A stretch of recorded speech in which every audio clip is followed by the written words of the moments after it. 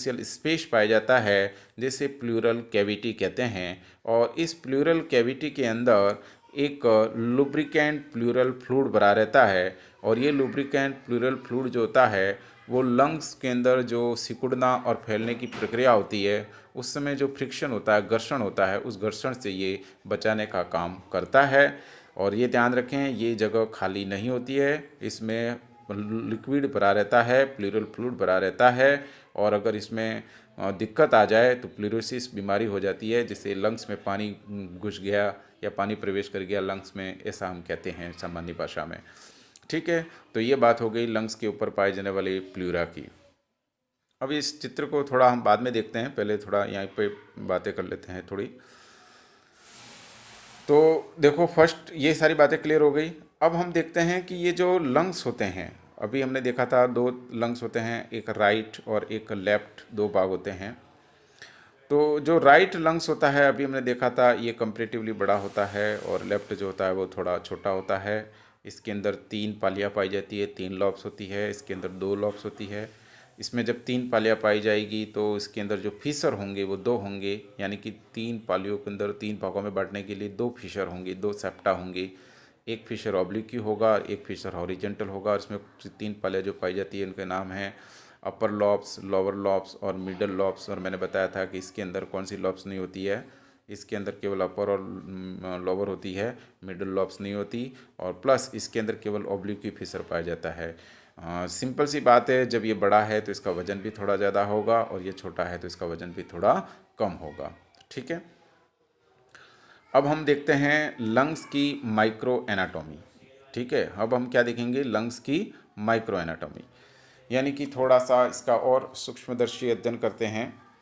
तो अभी हमने एक चीज़ तो देखी थी कि लंग्स जो होता है वो एक प्लूरल मेम्ब्रेन से या प्लूरल जो आवरण होता है उससे ढका हुआ रहता है, और उसके अंदर 2 प्लूरा थी, एक पैराइटल प्लूरा थी और एक विस्ट्रल प्लूरा थी। इस प्लूरल जो विस्ट्रल प्लूरा मेम्ब्रेन होती है उसके नीचे फिर लूज कनेक्टिव टिश्यूज़ होते हैं। और ये जो लूज कनेक्टिव टिश्यूज़ होते हैं वो मुख्य रूप से ये लूज कनेक्टिव टिश्यूज इस विस्ट्रल प्लूरा के नीचे पाए जाते हैं, और उसके अंदर मुख्य रूप से इलास्टिन फाइबर्स पाए जाते हैं, कोलेजन फाइबर्स पाए जाते हैं। ठीक है, ये दोनों स्ट्रक्चर, ये दोनों फाइबर्स इसमें विशेष रूप से पाए जाते हैं। इसके बाद ये कनेक्टिव टिश्यू जो होता है वो सभी एल्वेoli को लिंक करेगा, और लिंक करके लंग पैरेन्काइमा का निर्माण करता है, जिससे जो लंग्स की अपीयरेंस है वो एकदम स्पंजी लाइक हो जाती है। इसके बाद ये एल्वेoli जो होती है, एल्वेoli की जो वाल होती है वो जो इंटरकनेक्टिंग एयर पैसेज पाए जाते हैं। एल्वेoli जो होती है, कुप्पिका होती है, वो उनकी वाल के अंदर एक तरीके से आपस में जुड़ने वाली एयर पैसेज पाए जाते हैं, और इन एयर पैसेज को पोर्स ऑफ कोहन कहते हैं। लंग्स की जो एल्वेoli होती है उन एल्वेoli की वाल के बीच में इंटरकनेक्टिंग इन एयर पैसेज पाए जाते हैं, और इनको हम पोर्ट्स ऑफ कोहन कहते हैं।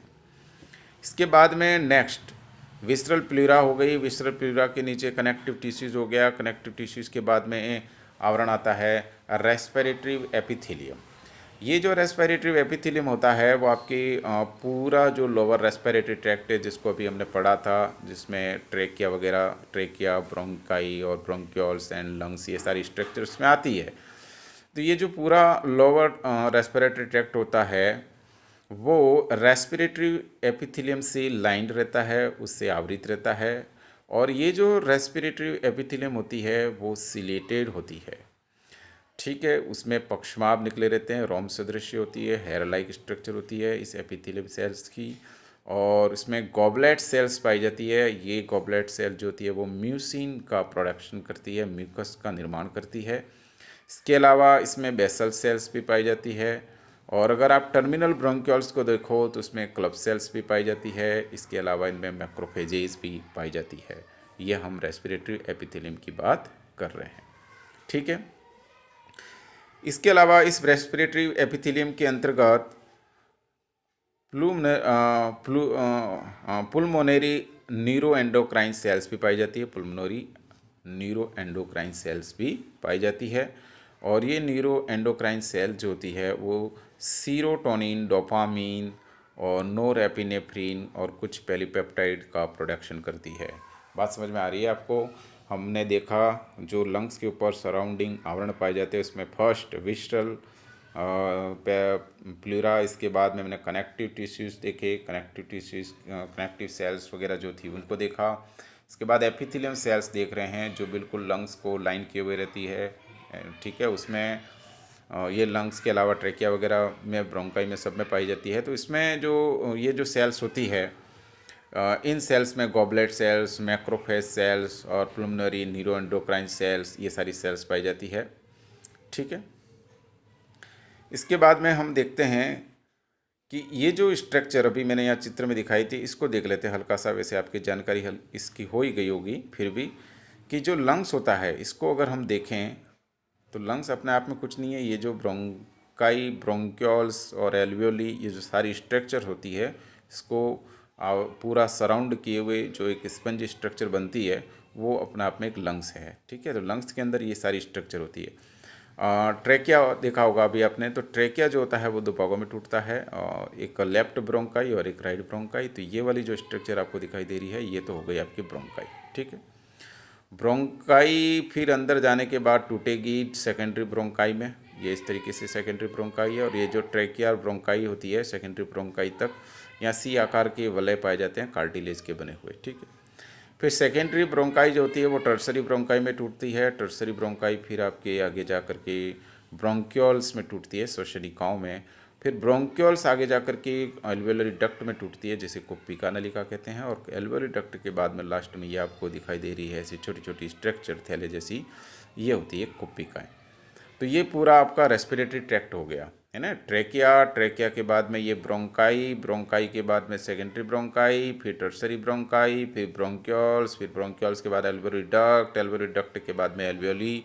ये आपका पूरा रेस्पिरेटरी ट्रीज कहलाता है। ये शाखाएं मिल करके ही आपके ये यहाँ से यहाँ तक की सारी शाखाएं मिल करके आपका लंग्स बनाती है, ठीक है। अब हम एल्वेली को देखते हैं। ये सारी बातें हमने पढ़ रखी है, ये सब मैंने जो लिखा है वो। अब हम एल्वेली पे आते हैं सीधा। तो जो एल्वेली होती है उसमें मुख्य रूप से दो तरीके की सेल्स होती है। जो कुप्पिका लास्ट स्ट्रक्चर हमने देखी थी, जो हम सांस ले रहे हैं लास्ट में आकर के उसी कुप्पिका में भरती है। और उसी कुप्पिका के ऊपर जो एक आवरण होता है थिन और प्लस कैपिलरीज होती है, उनके बीच में गैसों का आदान प्रदान होता है। तो अब हम कुप्पिकाओं को देखते हैं। तो ये जो कुप्पिकाएँ होती हैं, एल्वेली होती है, उसमें दो तरीके की सेल्स पाई जाती है। फर्स्ट एल्वेलर सेल और सेकंड होती है मैक्रोफेज। ये दो तरीके की सेल होती है। ये जो एल्वेलर सेल्स होती है वो फिर दो टाइप की होती है, alveolar cell type first and alveolar cell type second. ये जो एल्वेलर सेल होती है इनको हम न्यूमोसाइट्स भी कहते हैं। ओके, यहाँ तक बात क्लियर। एल्वेली में दो प्रकार की सेल है, एल्वेलर सेल जिसे न्यूमोसाइट्स भी कहते हैं। और ये एल्वेलर सेल्स दो प्रकार की होती है, type first and type second. और दूसरी जो एल्वेली में सेल्स पाई जाती है वो होती है मैक्रोफेज, ठीक है। टाइप फर्स्ट जो एल्वेलर सेल है, जो टाइप पहले प्रकार की एल्वेलर सेल है, वो बहुत ज़्यादा संख्या में होती है, लगभग 95% यही होती है। और आपकी जो एल्वेली होती है उसकी जो दीवार होती है, वॉल होती है, उसका निर्माण करती है। और ये फ्लैट स्क्वेमोजल सेल होती है। क्लियर हो गई बात। टाइप फर्स्ट संख्या में ज़्यादा होती है, ये एल्वेली की दीवार प्लस एल्वेली की सेप्टा का निर्माण करती है। ये फ्लैट होती है, स्क्वेमोजल टाइप की होती है। और टाइप सेकंड जो होती है वो एल्वेली के कॉर्नर वाले पार्ट होते हैं उनका निर्माण करती है और संख्या में कम होती है और क्यूबोडियल शेप की होती है। एक और अंतर होता है इनमें, मैंने यहाँ लिखा नहीं है। टाइप फर्स्ट जो होती है वो टाइप सेकंड से ही डिफ्रेंशिएट होकर के बनती है, ठीक है। तो अभी वापस इसको थोड़ा और देख लेते हैं। टाइप फर्स्ट कैसी थी, स्क्वेमोजल टाइप की फ्लैट सेल थी। टाइप सेकंड कैसी है, क्यूबिडल टाइप की है। ये जो होती है वो एल्वेली की दीवार और उसके सेप्टा का निर्माण करती है और ये एल्वेली के कॉर्नर का निर्माण करती है। ओके, एक और इम्पोर्टेंट बात है कि टाइप सेकंड की जो एल्वेली सेल होती है वो मतलब एपिथेलियम लाइनिंग फ्लूइड का सिक्रेशन करती है, जो एक लंग सुपरकेंट के रूप में काम करता है, एक फ्लूइड का सिक्रेशन भी करती है। इसके बाद एल्वेलर मैक्रोफेज। एल्वेलर मैक्रोफेज एक इम्यूनोलॉजिकल रोल प्ले करता है और जो एल्वियोली के अंदर कोई विजातीय पदार्थ या डिपॉजिट हो जाए, कोई सब्सटेंस आ जाए तो उसको बाहर निकालने का काम करती है, इम्यूनोलॉजिकल रोल प्ले करती है कुल मिलाकर के। ठीक है। Now next point, lungs microbiota. जिस तरीके से हमने गट माइक्रोबायोटा पढ़ा था कि भाई गट के अंदर विभिन्न प्रकार के सूक्ष्म जीव पाए जाते हैं और जो हमारे लिए काफ़ी लाभकारी हैं, विभिन्न प्रकार के विटामिन्स और इनका निर्माण करते हैं जो हमारे शरीर स्वास्थ्य के लिए बहुत आवश्यक होते हैं। ठीक इसी प्रकार से लंग्स के अंदर भी कई प्रकार के सूक्ष्म जीव होते हैं। सूक्ष्म जीव का मतलब कई प्रकार के सूक्ष्म फंजाइस पाई जाती है, बैक्टीरिया पाए जाते हैं और वो कुछ हद तक इन बैक्टीरिया और फंजाई का वहाँ होना ज़रूरी भी है और उनकी मात्रा का बैलेंस रहना भी ज़रूरी है। अगर किसी तरीके से उनकी मात्रा कम हो जाए तो अस्थमा है और COPD है, ऐसी डिजीज़ भी उत्पन्न हो सकती है। ठीक है। ये लंग्स की होम्योस्टेसिस को मेंटेन रखने में बहुत ज़रूरी होते हैं। लंग्स के माइक्रोबायोटा की बात हो रही है। ठीक है। क्योंकि ये लंग्स के माइक्रोबायो जो होता है वो प्लस लंग्स की जो एपिथेलियम सेल होती है, इनके बीच में एक इंटरएक्शन होता रहता है हमेशा। ठीक है। लंग्स के अंदर जो फंगल जेनेरा पाया जाता है उसको अगर हम देखें तो उसमें विशेष रूप से कैंडिडा है, मेलेसेजिया है, सेकेरोमाइसिस है, एस्परजिलस है, ये सब इसमें विशेष रूप से पाए जाते हैं। इसके बाद रेस्पिरेटरी ट्रैक्ट, ब्रेंकियल ट्री, ये अभी हमने देख ही लिया इसके अंदर, है ना, हमने देख ही लिया भाई ट्रेकिया है, ट्रेकिया से ब्रोंकाई, सेकेंडरी, टर्सरी और ब्रोंक्यूल्स, एल्वियोली डक्ट, एल्वियोली, ये सारी चीज़ें हमने देख ली है। ठीक है। अब बात आती है सीधी ब्लड सप्लाई की। एक चीज़ यहाँ पर और मैं बता देता हूँ कि जो हम श्वास ले रहे हैं तो जब श्वास हमारे नाक से होकर के गुजरती है तो वहाँ पर विशेष प्रकार की बॉन्ड पाई जाती है जिसको बोलते हैं टर्बाइनल बॉन्ड्स, है ना। और ये टर्बाइनल बॉन्ड्स प्लस लंग्स का मतलब पूरे जो रेस्पिरेटरी ट्रैक्ट होता है वो रेस्पिरेटरी ट्रैक्ट क्या काम करता है, जो अंदर हवा जा रही है उस हवा की टेम्परेचर को हमारे शरीर के टेम्परेचर के अकॉर्डिंग करने का काम करती है। क्योंकि हो सकता है जो हम हवा ले रहे हैं तो वहाँ बाहर ज़्यादा ठंडी हो, ज़्यादा गर्म हो, तो इसका टेम्परेचर कम ज़्यादा करने का काम ये नाक की टर्बाइनल बॉन्ड्स प्लस ये पूरा ट्रैक्ट काम करता है इसका। ठीक। चलिए अब हम पढ़ते हैं next point, blood supply of lungs. Lungs में ब्लड सप्लाई कहाँ से होती है, कहाँ से ब्लड आता है लंग्स में, इसको देखते हैं। तो लंग्स में जो ब्लड सप्लाई होती है वो दो तरीके की होती है, ये थोड़ा याद रखने का पॉइंट है, ध्यान रखें। लंग्स में बहुत इंपॉर्टेंट भी है और अच्छी तरह से सुने इसको। लंग्स में ब्लड सप्लाई दो तरीके से होती है, एक ब्रोंकियल ब्लड सप्लाई होती है और एक प्लुमनरी ब्लड सप्लाई होती है। ब्रोंकियल जो ब्लड सप्लाई होती है, ब्रोंकियल जो सर्कुलेशन होता है उसमें जो ब्लड आता है वो ऑक्सीजनेटेड होता है और प्लुमनरी जो सर्कुलेशन होता है उसमें जो ब्लड आता है वो डीऑक्सीजनेटेड होता है। यानी इस ब्लड में ऑक्सीजन होता है, ये ब्लड ऑक्सीजन कृत है, ये ऑक्सीजन रहित है। ठीक है। अब ये जो ब्लड आया जिसमें ऑक्सीजन है, ब्रोंकियल सर्कुलेशन के थ्रू वो ब्लड आने के बाद फिर लंग्स के अंदर जाएगा, फिर उसकी ब्रोंकाई में जो उसके अंदर ब्लॉब्स बनी हुई है उसके हिसाब से ये टूटेगा और अंदर जाएगा। फाइनली ये जो ब्लड आता है वो एरोटा से आता है, माधुमनी से आता है, शुद्ध रक्त होता है, अंदर जाकर के शाखान्वित हो जाएगा जैसे जैसे जितनी जितनी लॉब है इस अनुरूप, है ना। इम्पोर्टेंट चीज़ ये है प्लुमनरी ब्लड सप्लाई, प्लुमनरी सर्कुलेशन, ये इम्पोर्टेंट है। यहाँ पर जो ब्लड आ रहा है वो डीऑक्सीजनेटेड ब्लड है। और जनरली क्या होता है, जब किसी ऑर्गन के अंदर ब्लड जाता है तो वो ऑक्सीकृत होता है और जहाँ उस ऑर्गन से जो ब्लड जाता है, जा रहा होता है, वो भी ऑक्सीकृत होता है यानी कि डीऑक्सीजनेटेड होता है। तो यहाँ ब्लड आ रहा है वो डीऑक्सीजनेटेड है। ये इंपॉर्टेंट चीज़ इसलिए है क्योंकि एकमात्र ऑर्गन है जिसमें डीऑक्सीजनेटेड ब्लड आता है, इसलिए क्योंकि यहाँ पर आने के बाद ही ब्लड जो होता है वो ऑक्सीकृत होता है, क्योंकि ब्लड में ऑक्सीजन मिलता यहीं पे है। हार्ट तो केवल ब्लड को सप्लाई करता है, पंप करता है। ब्लड को शुद्ध अशुद्ध करना यानी उसमें से ऑक्सीजन को मिलाना और उसमें से कार्बन डाइऑक्साइड को हटाना, ये काम तो लंग्स का है ना। इसलिए ब्लड जो वी ऑक्सीजनीकृत ब्लड है, डीऑक्सीजनेटेड ब्लड है, उसको ऑक्सीजनीकृत करना, उसमें ऑक्सीजन को मिलाने का काम लंग्स करता है। इसलिए हार्ट से ब्लड जो होता है वो डीऑक्सीजनेटेड ब्लड प्लुमनरी सर्कुलेशन के थ्रू लंग्स में आएगा, और एकमात्र धमनी, एकमात्र आर्टरी जिसके अंदर अशुद्ध ब्लड होता है यानी डीऑक्सीजनेटेड ब्लड होता है वो होता है प्लुमनरी आर्टरी। हार्ट से आने वाली आर्टरी जो लंग्स में जाती हो, ठीक है, वो प्लुमनरी आर्टरी होती है, उसके अंदर रक्त जो होता है वो शुद्ध होता है, और एकमात्र सीरा या वेन जिसमें रक्त शुद्ध होता है। अदरवाइज जो शीरा होती है इसमें रक्त तो अशुद्ध होता है। अशुद्ध का मतलब यहाँ डीऑक्सीजनेटेड से मतलब है, तो वो है आपकी प्लुमनरी वेन। क्यों?